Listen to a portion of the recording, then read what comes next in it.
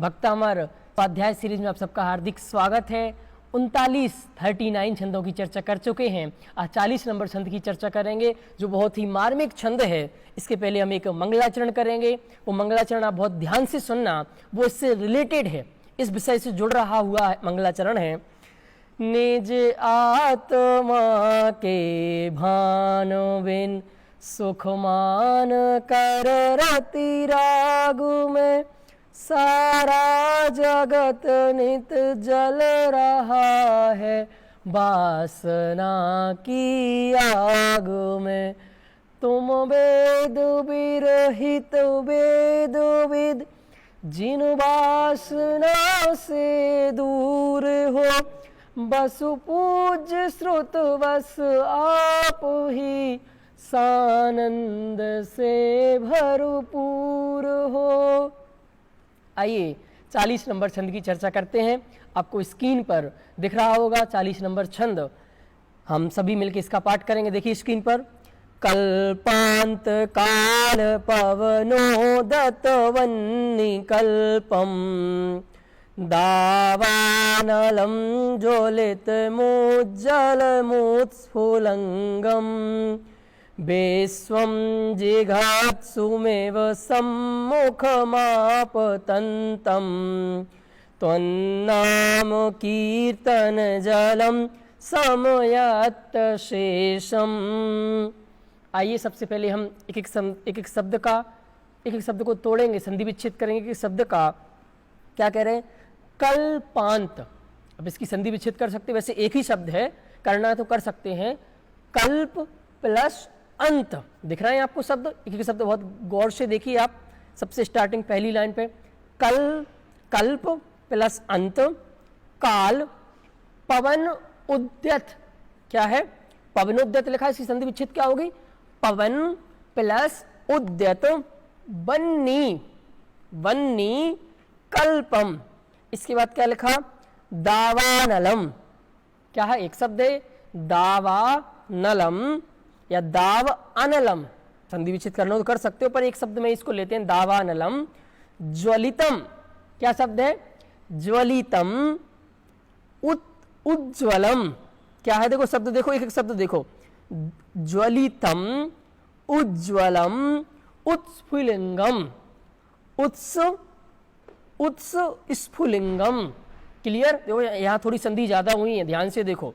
ज्वलितम पहली संधि, दूसरी उज्ज्वलम दूसरी संधि, इसके बाद उत्स्फुलिंगम तीसरी संधि। तो यहाँ थोड़ी थोड़ी संधि हुई है, तो शब्द आपको जब तक आप तोड़ेंगे नहीं ना तो आपको समझ में नहीं आएगा। रोटी कब मजा आती है? रोटी का खाने का मजा कब? जब उसका टुकड़े होते हैं, जितनी ज़्यादा चबती है ना उतना ज़्यादा उसका मजा आता है। तो ऐसे इनको जितना आप शॉर्ट करेंगे, जितना तोड़ेंगे, जितना ज़्यादा चबाएंगे, उतना ज़्यादा आपको आनंद आएगा। विश्वम जिघत्सुम। यहाँ बहुत बड़ी संधि है। जिघत्सुम इव सम्मुखम आपतंतम। संधि सारी समझ में आई? विश्वम जिघत्सुम। क्या? जिघत्सुम इव सम्मुखम। क्या कह रहे? सम्मुखम आपतंतम। आपतंतम त्वत नाम। संधि फिर देखो। त्वत नाम कीर्तन जलम समयति। यहां फिर संधि हुई है, यहां बहुत ध्यान से देखना। समयति सबसे नीचे वाली लाइन में समयति। उसके बाद क्या आएगा? समयति कहां से आया? जो या है ना, या का ई बना, तो उसमें से निकलेगा अशेषम। क्या? अशेषम। क्लियर? सारे शब्द क्लियर हो गए। अब एक एक शब्द का हम मीनिंग देखेंगे। मीनिंग तो इंपॉर्टेंट है ना, तो मीनिंग देखते हैं। क्या? त्वत नाम कीर्तन जलम। देखो यहाँ सबसे नीचे वाली पंक्ति में लिखा है, दिख रहा है आपको? त्वत नाम कीर्तन जलम। त्वत मतलब क्या होता है? आपके। त्वत मतलब आपके, आपके नहीं भगवान के। आप क्या समझ रहे हैं? अपने आप के नहीं, आपके मतलब भगवान के। आपके, आपके मतलब आपके नहीं, आपके मतलब आपके भगवान के, जिन्हें भगवान के नाम कीर्तन, आपके नाम रूपी इसम, आपके नाम के स्मरण रूपी, कीर्तन भक्ति रूपी, उसके पाठ रूपी जल से, आपकी वाणी के जल से, आपके सिद्धांतों के जल से, आपकी भक्ति के जल से, आपके लेसन के जल से, आपने जो शिक्षा दी है, आपने जो नॉलेज दिया है, आपने जो प्रिंसिपल दिए हैं, आपके जो सिद्धांत है, प्रिंसिपल हैं, उनके आधार से उस प्रिंसिपल रूपी, उन सिद्धांतों रूपी जल से, आपकी भक्ति रूपी जल से क्या होता है? देखो, अब वापस आ जाओ पहली पंक्ति पर, सबसे ऊपर देखो टॉप पर, कल्पांत काल पवन उद्यत बन्नी कल्पम। कल्पांत काल क्या होता है? अपन देखो इसकी चर्चा और भी पहले कर चुके हैं। कल्पांत काल मतलब प्रलय काल, कल्पांत काल मतलब प्रलय काल की पवन उद्यत। पवन मतलब क्या होता है? पवन मतलब होता है वायु, हवा। पवन मतलब क्या होता है? वायु, हवा की उद्यत बन्नी कल्पम, तो वायु के तेज झकोरों से, उद्यत मतलब वो वायु उत्तेजित हुई है, उद्यत मतलब वायु उद्दंड हो गई है, उत्तेजित हो गई है, ऐसी वन्नी कल्पम। वन्नी कल्पम मतलब, वन्नी मतलब होता है धधकती हुई प्रचंड अग्नि। कैसी? एक तो कैसी, देखो कितनी सारी विशेषण हैं, कितनी सारी विशेषताएं बताएं। सबसे पहले तो प्रलय काल की, और दूसरी कि आग कब भड़कती है? जब तेज हवा हो जाए। हवा होती है तो हवा और आग को भड़का देती है, और ज्यादा फैला देती है। तो क्या हो गया है? एक तो प्रलय काल की महावायु के तेज झकोरों से उत्तेजित। प्रलय काल की कितनी तेज हवा होती है? उस प्रलय काल कितनी तेज हवा से उत्तेजित हो गई है, जो वन्नी कल्पम, वन्नी मतलब धधकती हुई अग्नि, कल्पम मतलब के समान। क्या? उस धधकती हुई अग्नि, धधकती हुई अग्नि कभी देखी है आपने? जब कभी आप टीवी वगैरह में देखते हैं किसी बिल्डिंग में आग लग जाती है तो कैसी आग धधकती है। कभी कोई सीन देखा होगा ना आपने, कोई पिक्चर में देखा होगा, कैसी आग धधकती है। तो ऐसी धधकती हुई आग के समान ज्वलितम। कहाँ है ज्वलितम? देखो दूसरी पंक्ति में, ज्वलितम मतलब जलती हुई, ज्वलितम मतलब जलती हुई, उज्ज्वलम मतलब उज्ज्वल, निर्धूम। यहां उज्ज्वल का मतलब क्या लेना? बिल्कुल निर्धूम। उत्स्फुलिंगम, उत्स्फुलिंगम मतलब चारों ओर फेंकती हुई चिंगारियों से युक्त। उत्स्फुलिंगम मतलब क्या होता है? उत्स्फुलिंगम मतलब होता है चारों ओर अपनी चिंगारियों को फैला रही है। वो आग कैसी है? इतनी भयंकर आग, इतनी तेज आग है कि अपनी चिंगारियों से अपनी चिंगारियां चारों ओर फेंक रही है। तो और क्या होगी? और आग बढ़ेगी। ऐसी से युक्तम विश्वम। तीसरी पंक्ति देखो, विश्वम मतलब इस पूरे संसार को, जिगत्सुम, उसके बाद देखो जिगत्सुम इव। जिगत्सुम मतलब होता है निगलना, जिगत्सुम मतलब पूरे विश्व को निगल रही हो। मानो इव मतलब होता है मानो, मानो पूरे दुनिया को निगल रही हो। वो प्रलय काल की हवा से जो उठी अग्नि है, वो ऐसी अग्नि मानो पूरी दुनिया को निगल रही हो और उसकी चिंगारियां चारों ओर फैल रही हो। ऐसी अग्नि इस तरह सम्मुख आपतंतम, सम्मुख मतलब सामने, सम्मुख मतलब आपके जस्ट सामने, आपतंतम, आपतंतम मतलब आती हुई, सामने आती हुई, दावानलम। दावानल मतलब क्या होता है? अग्नि। दावानल मतलब क्या होता है? अग्नि, अग्नि, अग्नि, आग, फायर। तो आग को अवशेषम, अवशेष मतलब होता है कुछ, और अवशेष मतलब संपूर्ण रूप से, अवशेष मतलब संपूर्ण रूप से समयति, समयति मतलब शांत कर देती है। हे भगवान, आपका जो भक्ति रूपी, आपकी शिक्षा रूपी, आपके सिद्धांत रूपी, आपका प्रिंसिपल रूपी जो क्या है? जल है। ये जल क्या कर देता है? इतनी भयंकर आग को, कितनी भयंकर आग कि जो प्रलय काल की हवा से, अब प्रलय काल की हवा तो अभी है नहीं, तो आपको पता नहीं, उसकी कल्पना नहीं है, बहुत भयंकर, बहुत तेज हवा से जो क्या हो गई है, आग उत्तेजित हो गई है और कैसी है, चारों ओर अपनी चिंगारियों को फेंक रही है और वो आग बिल्कुल इतनी भयंकर है कि उज्जवल बिल्कुल क्लियर दिख रही है। ऐसी नहीं है बस आपको धुआं धुआं दिख रहा हो, धुआं नहीं दिख रहा है, यह आग ही आग दिख रही है। मोस्टली बार क्या होता है, आग तो नहीं दिखती, धुआं दिख रहा है, पर यहाँ धुआं नहीं, यहाँ आग ही आग दिख रही है और अपनी चिंगारियां चारों ओर फेंक रही है। और मानो मांगतुंग आचार्य देव तो क्या कह रहे हैं, मानो मुझे तो ऐसा लग रहा है कि पूरी दुनिया को निगल रही हो, पूरी दुनिया को वो आग खा रही हो, पूरी दुनिया को वो जला देने वाली हो। ऐसी आग सम्मुख आपतंतम, सामने आते हुए भी दावानलम, अग्नि को समयति, मतलब शांत कर देती है, शांत कर देती है, शांत कर देती है, मतलब ऐसी अग्नि भी शांत हो जाती है। तो कौन करता है, पहले शब्दों के सारी मीनिंग समझ में आ गए, फिर थोड़ा इस पर डिस्कशन करेंगे। फिर से एक बार देख लो जल्दी से, फिर डिस्कशन करेंगे अपन इस पे।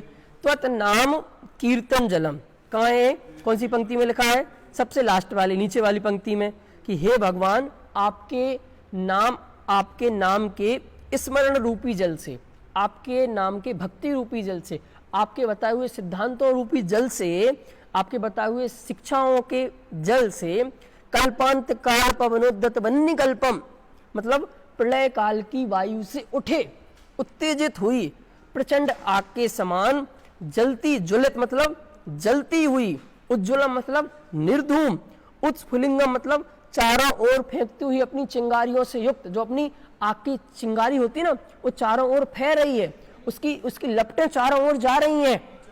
ऐसा नहीं वही जल रही है, लपटें इतनी जोर जोर से उठ रही हैं, क्यों, हवा चल रही ना, तो हवा में क्या होती है, इसकी लपटें उठती हैं तो आग और फैलती है, मतलब हर दूसरी चीज को पकड़ने की, यहाँ आग लगी है तो अब यहाँ आग की लपटें उठेंगी तो आग इसको पकड़ेगी, इसको पकड़ेगी, उसको पकड़ेगी, मतलब वो हर चीज पकड़ने की कोशिश करेगी। तो ऐसी विश्वम जगत्सु में, मतलब पूरे संसार को निगल रही है, मानो पूरे संसार को निगल रही है।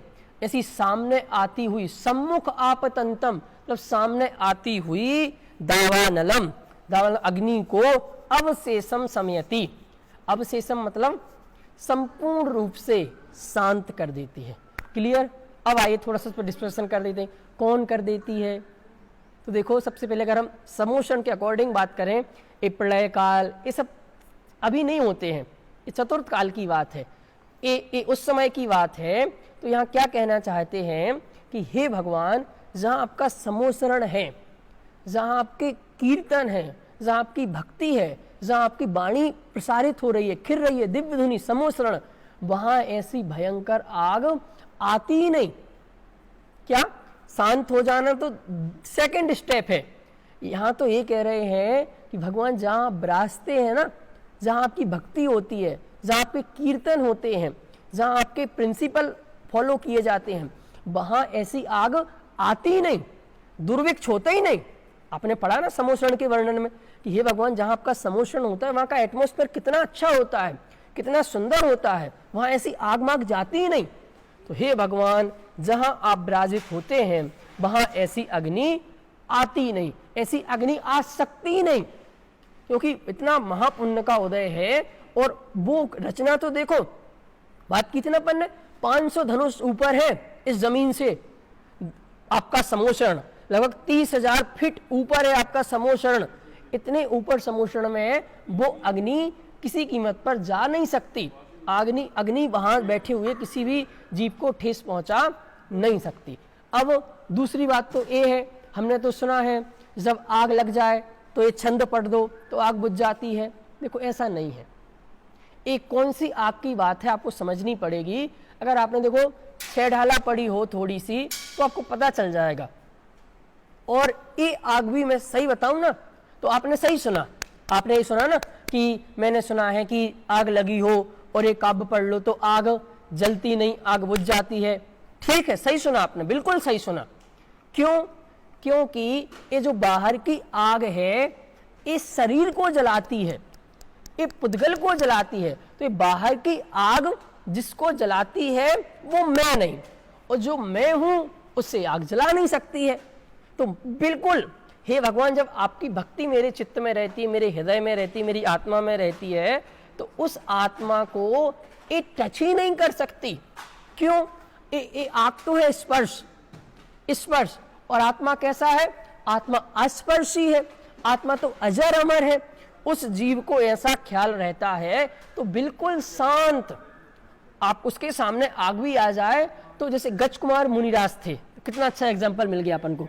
गज कुमार मुनिराज थे, उनके सिर के ऊपर सीढ़ी रख दी थी ना, आग लगा दी थी, तो जल गए थे, वो खत्म हो गए थे। नहीं जले थे, उन्हें रंच मात्र। दूसरे गुरुदत्त मुनि थे, नाम सुना होगा आपने, द्रोणगिरी से मोक्ष गए हैं। आप उसमें निर्वाण कांड में बोलते हैं, फल होणी बड़गाम अनूप, पश्चिम दिशा द्रोणगिरी रूप, गुरुदत्त आदि मुनीश्वर जहां मुक्ति गए बंदों ने तहां। कि गुरुदत्त भगवान मोक्ष गए, उन्हें कैसे केवल ज्ञान हुआ? उनके शरीर पर, उनके पूर्व भाव के एक बैरी ने, कपिल नाम के ब्राह्मण ने, उनके पूरे शरीर पर रुई लपेट के तेल डाल के आग लगा दी, तो जला दिया। ये तो बाहर की आग थी, तो उनके शरीर पर आग लगा दी। गज कुमार मुनिराज के सिर पर सीढ़ी रख दी, तो जला दिया गज कुमार को। गुरुदत्त मुनिराज को जला दिया? नहीं, इस शरीर को जलाया। जिसको तुम आग लगाते हो वो मैं नहीं, और जो मैं हूं उसको तुम कभी आग लगा नहीं सकते। समझे, ये प्रिंसिपल इतने बड़े प्रिंसिपल हैं, अगर ये आपकी लाइफ में आ जाए तो आपकी लाइफ पूरी चेंज हो जाए। क्यों? प्रॉब्लम्स पार्ट ऑफ लाइफ, ये वाक्य लिख लेना घर पर, प्रॉब्लम्स पार्ट ऑफ लाइफ। और ये जैन धर्म आर्ट ऑफ लाइफ। आपको लाइफ कैसे जीना चाहिए, जीवन कैसे जीना चाहिए, ये जैन धर्म सिखाता है कि आग जिसको लगती है वह मैं नहीं, आग से जो जलता है मैं नहीं, जो आग से जलता है वह मैं नहीं, और जो मैं हूं उसमें आग लग नहीं सकती, वो कभी आग से जल नहीं सकता।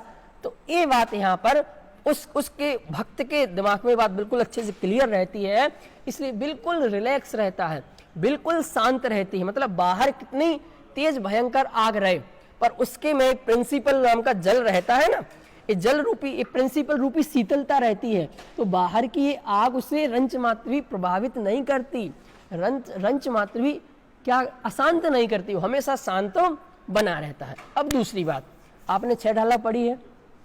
नहीं पढ़ी है तो पढ़ना चाहिए। उसकी 6वीं ढाल में आया है कि क्या आया है?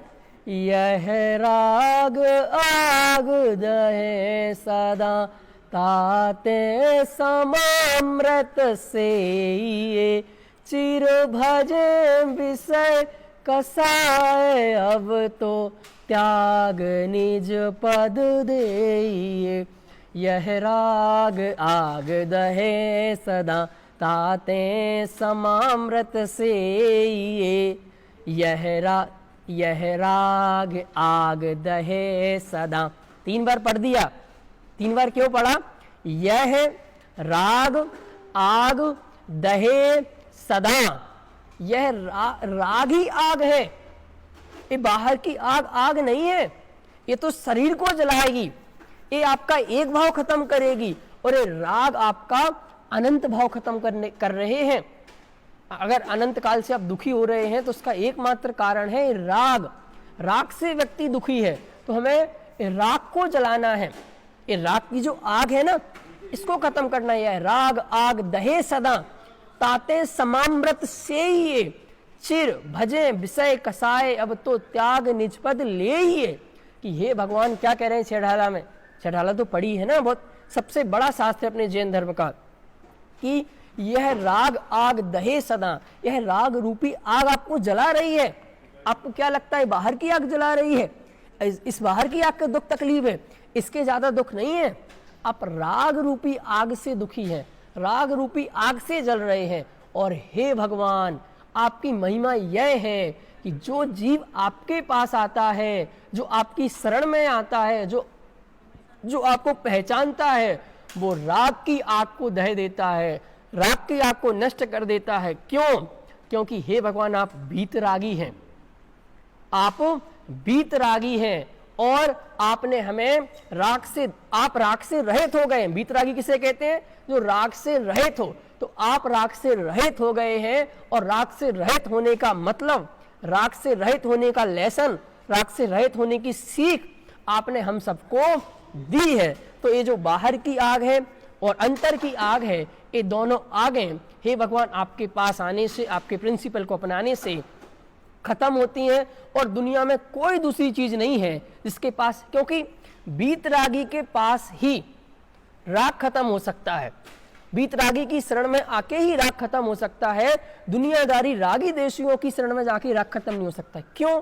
जब उन्हीं के राग है तो वो कैसे आपका बीत राग सर्वज्ञ हितंकर, जिसने मोह राग द्वेष काम अधिक, कितनी बार पढ़ते हैं आप, मेरी भावना पढ़ते हैं ना, जिसने राग देश काम अधिक जीते सब जग जान लिया। राग देश जिसने जीत लिए, तो हे भगवान आपने जीत लिए हैं। इसीलिए आपको मैं वो भी बोला था, भव बीजांकुर जनना रागाद्या क्षय मुपगता यस्य, कि जिसने राग देश भव बीज के अंकुरभूत राग देश को नष्ट कर दिया है। इसलिए हे भगवान आपको नमस्कार करते हैं। तो ये राग रूपी आग है। तो हे भगवान ऐसी भयंकर आग, ये तो यहाँ कल्पना की है, उपमा दी है बाहर की आग से। अरे बाहर की आग खतरनाक नहीं है, इस आग से मेरा तो कुछ होता ही नहीं। मैं अगर दुखी हूं तो राग रूपी आग से दुखी हूं। तो हे भगवान वो राग रूपी आग आप जला देते हैं और शीतलता प्रदान कर देते हैं। ये बात अपन ने यहाँ पर की। और देखो पहली डाल में भी आपने पढ़ा होगा, अगर विषय चाह दावानल दहो मरत विलाप करत दुख सहो। कहाँ की पंक्ति है? 6 ढाला की पंक्ति है। कौन सी ढाल की पंक्ति है? कमेंट करके बताओ आप हमें, कौन सी ढाल की पंक्ति है? पहली ढाल की पंक्ति है। किस टॉपिक की पंक्ति है? देवगति के दुखों की पंक्ति है। देवगति में क्या दुख है? विषय चाह दावानल, दावानल मतलब आग, जिस आग की चर्चा कर रहे हैं ना यहाँ। विषय चाह दावानल, क्या? विषय चाह दावानल दहो मरत विलाप करत दुख सहो। विषय रूपी चाह, जो विषयों की चाह है, विषयों की इच्छा है, यही सबसे बड़ी आग है जिसमें आप जल रहे हैं। और देखो और एक पंक्ति और अच्छी ध्यान में आ गई। क्या ध्यान में? सोचा करता हूं भोगों से बुझ जावेगी इच्छा ज्वाला, परिणाम निकलता है लेकिन मानो पावक में घी डाला। मेरे घर पे आग लगी थी, बहुत भयंकर आग लगी थी। तो आग को बुझाना था, तो क्या किया? 2-3 पीके अच्छे, दो तीन अच्छे अच्छे ड्रम भरे रखे थे घी के, वो लाओ और आग में डाल दो, बुझ जाएगी। अरे भाई साहब बुझेगी नहीं, और बढ़ जाएगी और बढ़ जाएगी। अभी तो आपका ही घर जल रहा था, अब पूरी कॉलोनी जल जाएगी। समझ में आ रहा है? तो वे ही कह रहे हैं कि विषय मैं सोचा करता हूं भोगों से बुझ जावेगी इच्छा ज्वाला, परिणाम निकलता है लेकिन मानो पावक में घी डाला। विषय चाहे दावानल दहो मरत विलाप करत दुख सहो। जिस देव गति में भी दुख है तो इस बात के ही दुख है, ये आग है विषयों की, यह राग आग दहे सदा, ताते समामृत से ये चिर भजे विषय कसाए, अब तो त्याग निज पद ले। निज पद लेंगे तो हे भगवान, जिस भक्त के अंदर अपने निज पद की महिमा है, अपने पद की महिमा है, तो उसे बाहर की कोई भी आग, ये वस्तु स्थिति है, उसे अशांत नहीं कर सकती है। दुनिया की कोई चीज, आग नहीं, दुनिया की कोई चीज अशांत नहीं कर सकती है। तो हे भगवान, अगर इस दुनिया में किसी जीव को सुखी होना है, शांत होना है, निराकुल होना है, रिलैक्स होना है, कूल होना है, कूल ठंडक होना है ना, कूल कूल ठंडक शांत, कूल कूल कूल कूल, तो कूल कूल किससे हो गए?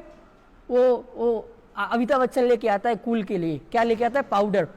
कौन सा पाउडर लेके आता है?